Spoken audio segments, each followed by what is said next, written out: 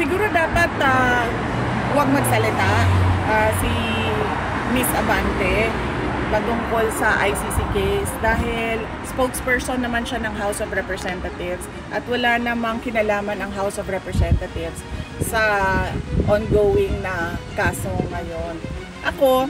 Nandito ako bilang isang Pilipino, bilang isang Vice President ng Pilipinas na pinaglalaban yung karapatan ng isang kasambayan natin na Pilipino na kinuha sa Pilipinas at dinala sa ibang bansa para ikulong.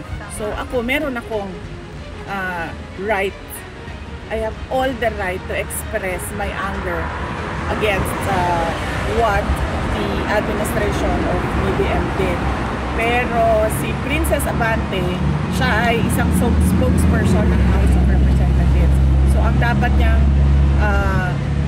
itinatopic o ibinabahagi sa taong bayan ay kung ano yung nangyayari sa House of Representatives. Huwag na siyang sumausaw.